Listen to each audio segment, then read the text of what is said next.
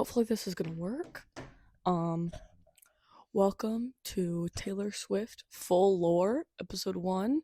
Obviously this is gonna be a lot, so I'm going to divide it into a few parts. So today's just gonna be part 1, just like early life and debut era. I'm sorry, guys. I just don't think I can do all of it all at once. I'm sorry. Okay. Also, this way it gets out like faster to you. Um, yeah, so make sure if you appreciate this, like and subscribe. Gummy. I have my kittens. I had to wait to make this video until I had my kittens because, of course, it adds to the Taylor Swift vibe. Come here. Um, Anyways, um, if you appreciate what I'm doing here, make sure to like and subscribe. I appreciate it a lot and love you the most for it. Okay. Oh, Gummy. They're watching My Little Pony right now, but like just kind of it's on mute. Come here. Show the people yourself. Show yourself to the people. Come on. No. She also keeps biting, so if anyone knows what to do about that, please let me know because I'm stressed. Wait, sometimes she goes on my shoulder, and now you guys can't see her, so. But she is right beneath me. Yeah. Anyways, if you guys have advice for the next few parts, or like something I missed, please just let me know in the comments because it's a lot. We've got a bit of a crew working on it, but I mean, there's only so far you can go. I also on my TikTok, and if you're not seeing this on TikTok, then it'll be linked in bio. And there's gonna be a group chat where it's called Swifties Around the World, and everyone's helping me make these videos. If you wouldn't mind. Okay. Anyways, Gummy clicked out of it. So, our story here begins. Once upon a time, December 13th, 1989, in Reading, Pennsylvania, at supposedly 5:17 a.m. But, actually, it started about 9 months before then, but I don't feel like I need to explain that. And even if I did, like, that I'm gonna get demonetized. So, you guys kind of fill that part in. I feel like you guys kind of get, like, the concept of life, hopefully. Anyways, Taylor Allison Swift was born. Cheers. Cheers from the crowd. Okay. You're making me feel like I'm the man. Okay. She grew up on a Christmas tree farm in Wyomissing, Pennsylvania. Hopefully I'm saying that right. Girl, I am not from Pennsylvania. I need to make sure this is still recording. Perfect. Okay. I'm doing my audio on my phone and this on here, and it's stressing me out because I've never done that before. Okay. Anyways, her job in the Christmas tree farm was to help pick the insects off the trees. What would we do without her? Seriously. Anyways, her family consists of her mother, Andrea Swift, who played a huge role in her career and even was at most, if not all, Eras Tour shows, and is well known and loved by fans. We love you, Andrea. I love you, Andrea. Gummy loves you. Noodle here also loves you. Noodle is just already crashed asleep. Should I try and show her? Yep. There's Noodle. At one point, actually, I'm telling you, I think Andrea Swift has like her own fan base because my mom, she was always like, anytime I would talk about Taylor Swift, my mom would be like, I'm a Swiftie, but I'm a Swiftie for Andrea Swift. She's like, I like Taylor and all, but I love Andrea.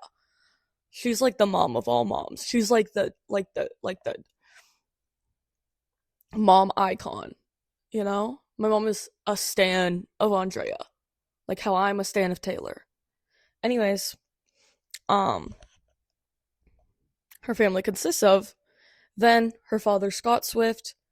Sorry, Scott, not as beloved by fans, but he often gives out like guitar picks at all of her shows, which is awesome. But I feel like not as many people know about him. Shout out Scott. As if he's watching this. Imagine. Taylor, if you're watching this, or if Scott Swift, any of you guys are watching this, please support for my kittens.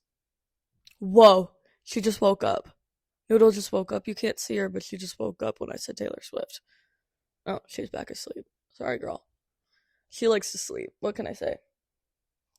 Anyways, and then, um, Scott Swift helps out with. It's just the ice. It's okay. Okay. Um,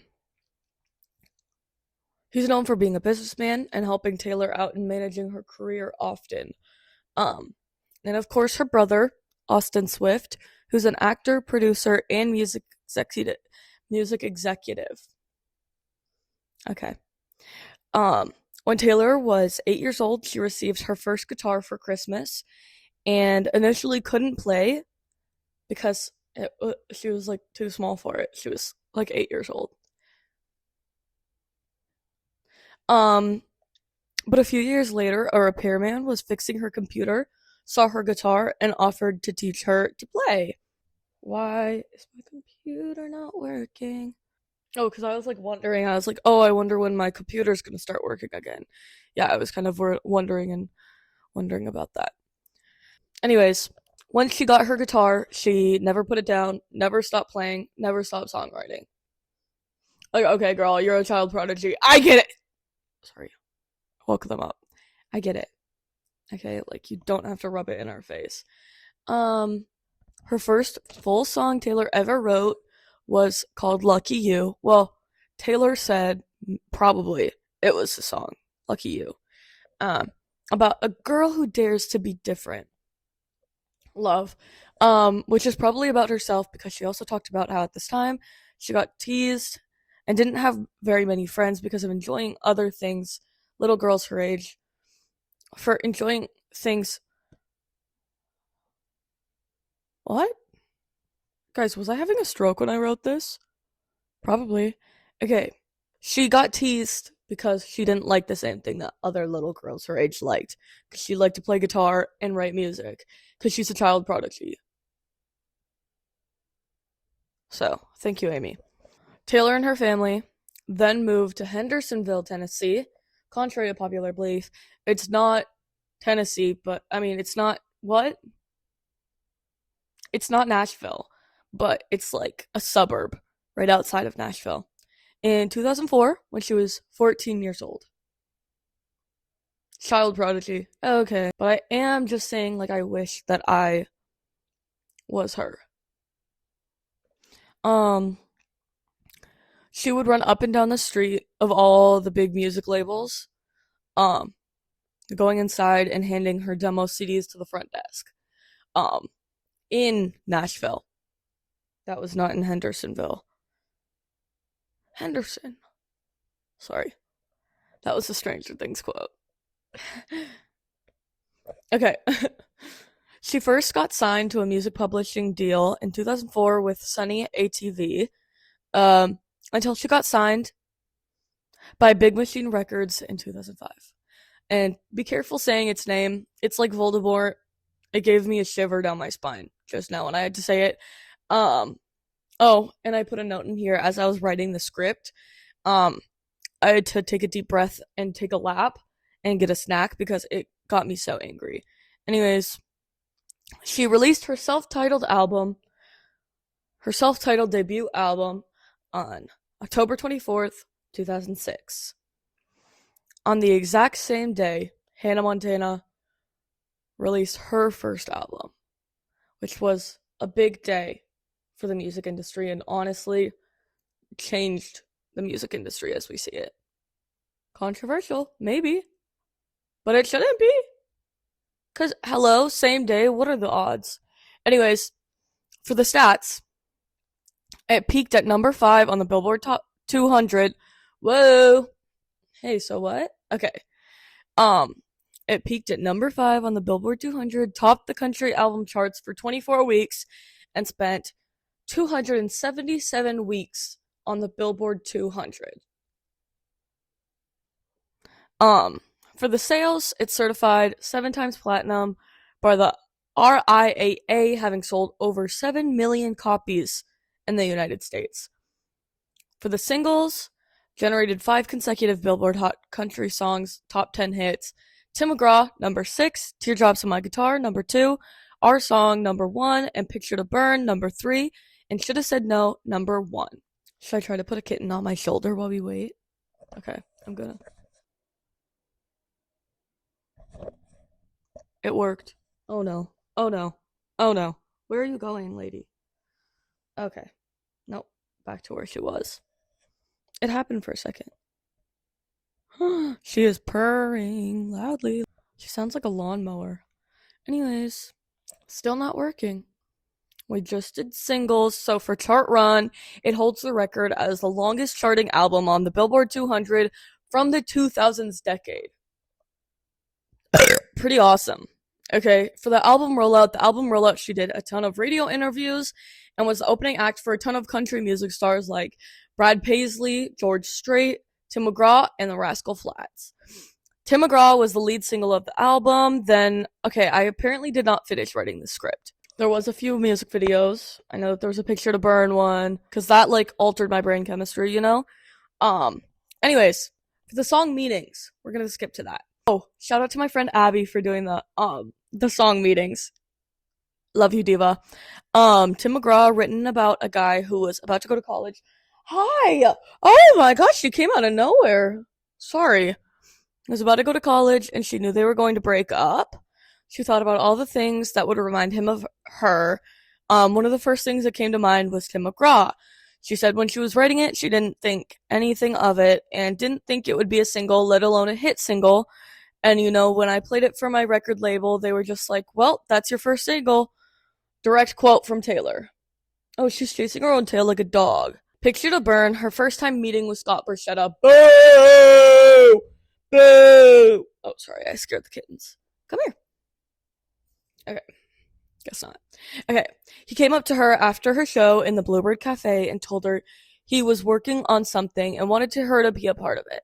He said he couldn't talk to her in the moment about it. Essentially, what that meant was that he was still working for Universal Records at the time as a VP, and that he was starting a brand new label and wanted her to be on it. The label turned out to be Big Machine Records.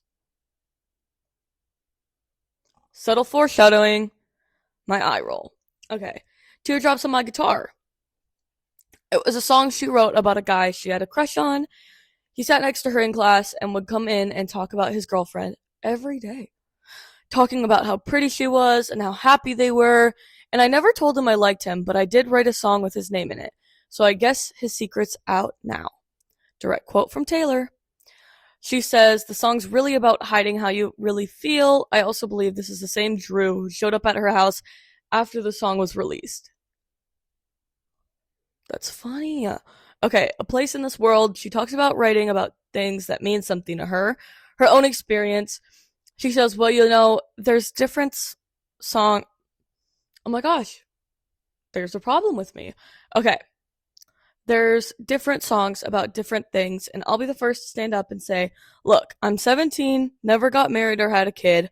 I'm not going to write songs about that. Direct quote from Taylor. She says she will write songs about things she's been through or things her friends have been through. She says she developed a keen sense of observation at a young age and just being able to watch people and how they communicate with each other. Cold as You. This is one's about her MySpace biography. Back when she was getting popular, one that set her apart was her MySpace page and how she approached her MySpace biography. She approached her bio similar to the way she approaches her songwriting, to be open, honest, and personal. She says she tried to write her biography not as someone else was writing it, so she wrote hers in first person. I'm 22, I've never been on MySpace a day in my life. I have no idea if this was out of the ordinary, but this is literally what the commentary says. That's what Abby said. Period. Me too, girl. Oh, sorry. She said she wanted to tell about who she was as a person, what annoyed her, what she loves, and other things like that. She said she always wanted her favorite artist to do that. It would have been cool if the country artists she looked up to when she was little would have given their fans something real.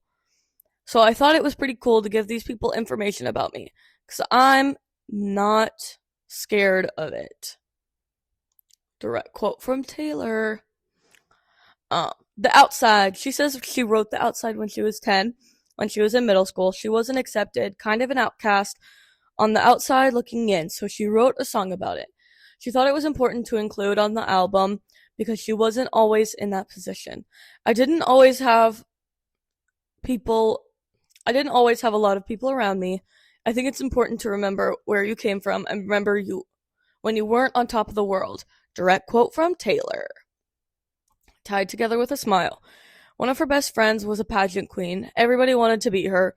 All guys wanted to date her.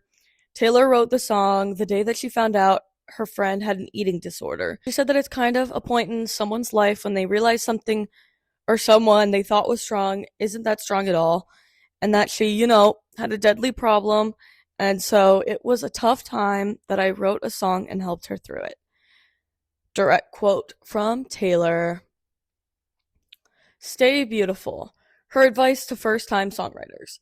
She says her advice to first-time songwriters is to know who you're writing a song about. Then write a letter to them. What would you say to them if you could? She says that's why she listens to music, because it says how she feels better than she could say it. What she wishes she had said when the moment was there. So I would say be as direct as you possibly can. If you needed to rewrite it back later, I guess do that. But for me, I think the more details, the better. Direct quote from Taylor. She also goes on to say that why the more it seems like a journal entry, the better. The more true and honest it gets when you're naming the places you were, the time it happens, all the things about a relationship.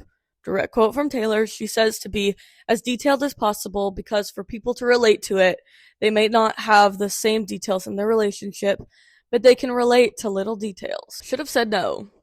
Her intelligence and business savvy. She says there are girls in Nashville who are gorgeous and have great voices and wanted to do the same thing she did. So she figured a way to stand out from the crowd. For her, she went home and started playing the guitar and writing her own music. In that sense, she could walk into a room, play her instrument, and play songs she wrote, and that way didn't have to depend on anyone creatively. Mary's song, oh my. Huh? Oh, the intent behind what songs were picked. She said that for her, she wanted to pick the songs she thought represented herself the best, what different emotions, and if she had a song about being angry, she wouldn't put another one that's about being angry. If she had one that was about her missing a person, she wouldn't put another on about that. I tried to cover all the bases, but not get repetitive so that nobody would be able to pigeonhole me and say, oh, this album's about this, or all about that. I didn't want to convey just one emotion. Direct quote from Taylor. Our song. She was really adamant about having a banjo in the song because when she wrote the song, she had the exact production in mind for what she wanted it to sound like. One of her favorite instruments was the banjo because she thought it sounded really cool and really raw. So she decided to put it in the song. Her producer, Nathan Chapman, worked with her really well, she said. I'm only me when I'm with you. She tried to make the song sound more as modern meets tradition. She says when you control what music you get to put out by writing, then you also get to control your own sound. No one else can do that for you. No one else can take the sound away from you and replace it with something else. Direct quote from Taylor. She said that was the music she'd always loved to sing, and she thought it was different enough for people to have been able to relate to it. Invisible. She says she wrote songs in her bedroom in 10th grade and then made an album. She really thought she was writing about her life, but what she didn't understand is that once she put it out, it would be playing in other girls' bedrooms and in the cars of people she had never met before. She said when that happens, you get to hear the feedback and the stories. You start to realize that as human beings, all people really want is connection with another person. She thought that music was the ultimate connection. What if you've got no connection with anybody else? You can always turn to music and you can know that somebody else has gone through it and that you're not alone. I think that's what we all really want. Direct Direct quote from Taylor. A perfectly good heart. She's always focused on music that meant something to her because she felt that if she did that, then it would also mean something to her fans. She says the fans are just like her. They're really similar people, and she feels like if there's a song that needs to be on the record, then her fans might agree with her. Maybe that's an unfair assumption, but I feel like they tend to have similar music taste as me. So I feel like they kind of get where I'm coming from. And that's a really nice place to be, where you feel like there's a large group of people who get it. Direct quote from Taylor. Teardrops on my guitar. Pop version. She says there was never a recording session where they were tracking instruments that she wasn't there and asking Nathan, "Can you turn this up? I need to hear more mandolin or different songs that had piano." She said that when she writes a song, she can hear how it's supposed to sound. I can hear the production, I can hear what the drums are doing, I can hear what the mandolin's doing, and what the bass is doing, what everybody is doing, and I'm writing the song. Direct quote from Taylor. She says that when she goes into the studio, all she has to do is sit down with Nathan for about 10 minutes and say, "This is how I want this to sound." And he put it all to life. And with that, and my almost dead battery on my camera, that's the end of the debut era, and now she's going to transition into Fearless. So, I'll see you guys next time with Fearless, and if you have any more recommendations, please feel free to drop them. I would love it so much. And come here. Say goodbye. We love you. Me and the kitties love you, and thank you for supporting us. Any money I make from this video, I will buy them treats with. Okay. Do you want tuna? Or salmon? Okay. Bye, guys. Love you the most. See you guys later.